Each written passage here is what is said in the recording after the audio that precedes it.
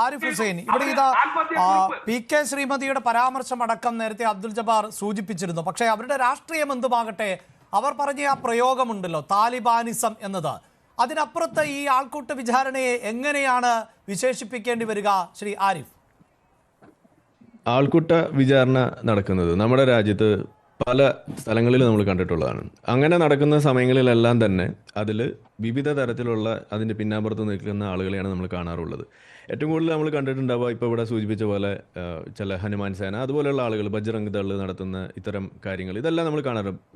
മാംഗ്ലൂർ അവിടെയുള്ള ഈ പബ്ബുകളിലേക്ക് അതിക്രമിച്ച് കയറിക്കൊണ്ട് നടത്തുന്നത് ഇത് നമ്മൾ പറയാറുണ്ട്. ഇനി നോർത്തിലേക്ക് കുറച്ചുകൂടി പോകുകയാണെന്നുണ്ടെങ്കിൽ ഖാപ്പ് പഞ്ചായത്തുകൾ നടത്തുന്ന ഇത്തരത്തിലുള്ള ആൾക്കൂട്ട വിചാരണകളെ കുറിച്ച് നമ്മൾ പറയാറുണ്ട്. ഇവിടെയൊക്കെ നമ്മൾ പറയും, മാധ്യമങ്ങൾ അത് വാർത്തയാക്കും, ഇതെല്ലാം വലിയ സംഭവമാക്കും. ഞാൻ ചോദിക്കുന്നു, ഇവിടെ കേരളത്തിൽ ഇപ്പോൾ ഈ നടന്ന സംഗതി അതും ഇതേപോലെ തന്നെ നടന്നിട്ടുള്ള ഒരു ആൾക്കൂട്ട വിചാരണമാണ്. നമുക്ക് എന്തിനാ സമ്മതിക്കാൻ മടി? അപ്പോൾ മറ്റ് സ്ഥലങ്ങളിൽ നടന്നത് ഏത് ആശയത്തിന്റെ പുറത്താണോ അത് സംഘഭീകരതയായിട്ട് നിങ്ങൾക്ക് പറയാൻ കഴിയുന്നു, ഹിന്ദുത്വ ഭീകരത എന്ന് നിങ്ങൾക്ക് വിളിക്കാൻ കഴിയുന്നു, ഖാപ്പ് ഭീകരത എന്ന് നിങ്ങൾക്ക് വിളിക്കാൻ കഴിയുന്നത് പോലെ ഈ വിഷയത്തിന്റെ പിന്നിൽ അത് നടക്കുന്നതിന്റെ പിന്നിലുള്ള ആശയം അത് ഇസ്ലാമിക ഭീകരതയാകുമ്പോൾ അവിടെ അത് പറയാൻ എന്തിനു മടിക്കണം? ഇതാണ് എൻ്റെ ചോദ്യം. അത് നമ്മൾ അവിടെ പറയണം. ഇനി ഈ വിഷയത്തിൽ ഇവിടെ ഇത് സംസാരിച്ച വേളയിൽ ഇവിടെ ഒരു പരാമർശം നടത്തേണ്ടായി. പാർട്ടി ഓഫീസുകളിൽ അങ്ങനെ പലതും നടക്കും, ഇതുപോലുള്ള പല കാര്യങ്ങളും ഞങ്ങൾ ചർച്ച ചെയ്യാറുണ്ട്, ഒത്തുതീർപ്പാക്കാറുണ്ട് എന്നൊക്കെയാണ് പറയുന്നത്. എത്ര അബദ്ധമായിട്ടുള്ള കാര്യമാണ് ആ പറഞ്ഞതെന്ന് നിങ്ങളൊന്ന് ആലോചിക്കൂ. ഇതൊരു ജനാധിപത്യ രാജ്യം മാത്രമല്ല, ഇവിടെ ഒരു നിയമവാഴ്ചയും കൂടി നിലനിൽക്കുന്ന ഒരു രാജ്യമാണ്. ഒരു റൂൾ ഓഫ് ലാൻഡ് ഇവിടെ ഉണ്ട്. അത് ഇവിടെ ഉണ്ടായിരിക്കെ അതിനെ ബൈപ്പാസ് ചെയ്തുകൊണ്ട് ഒരു സംഗതി ചെയ്യുന്നു എന്ന് അവർ തന്നെ സമ്മതിക്കുകയാണ്. ഇത് പണ്ട് ഇവിടുത്തെ കമ്മ്യൂണിസ്റ്റ് പ്രസ്ഥാനം ഇതേപോലെ പണ്ട് പല കാര്യങ്ങൾ ചെയ്യാറുണ്ടായിരുന്നു. ഇതുപോലെ ഒരു വിഷയം ഉണ്ടാകുമ്പോൾ അവർ നോട്ടീസ് കൊടുക്കും.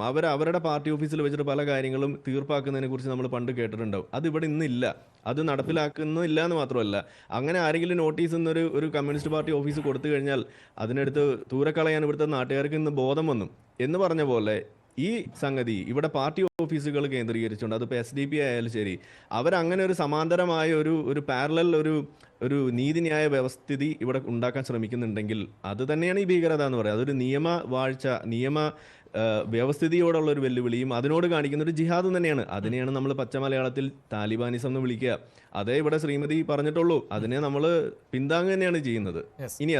ഇനി ഇതിലൊരു കാര്യം കൂടി, ഇതിൽ ഇസ്ലാമിക ഭീകരത എന്ന് പറയുമ്പോൾ ഇസ്ലാമിൽ ഇതിൽ എന്താ ബന്ധം എന്നുള്ളൊരു സംശയം ഉണ്ടാവുമല്ലോ. അതുകൊണ്ട് ഞാനത് പറയാണ്. സത്യത്തിൽ ഇവിടെ മതത്തിനെ വലിച്ചഴക്കേണ്ട കാര്യമൊന്നും ഉണ്ടോ എന്ന് ചോദിച്ചു കഴിഞ്ഞാൽ ഇല്ല. പക്ഷെ നമ്മൾ പറയാതെ പോയാൽ അത് ശരിയല്ല. അതുകൊണ്ട് ഞാൻ പറയാണ്, ഇസ്ലാമിൽ കൃത്യമായിട്ട് പറയുന്നുണ്ട്, മുഹമ്മദ് നബി തന്നെ പഠിപ്പിച്ചുള്ള കാര്യമാണ്. നിങ്ങളൊരു തെറ്റ് കണ്ടാൽ ആദ്യം കൈ കൊണ്ട് തടയുക, അതിന് സാധിക്കില്ലെങ്കിൽ നിങ്ങൾ നാക്കുകൊണ്ട് തടയുക, അതിന് സാധിക്കില്ല മനസ്സുകൊണ്ട് നിങ്ങൾ വെറുക്കുക എന്ന് മാത്രമല്ല, അങ്ങനെ വെറുക്കുന്നത് ഒരു അഴകുഴമ്പൻ വിശ്വാസിയുടെ ലക്ഷണമാണെന്നാണ് പഠിപ്പിക്കുന്നത്. അപ്പോൾ യഥാർത്ഥ വിശ്വാസി എന്താ ചെയ്യേണ്ടത്?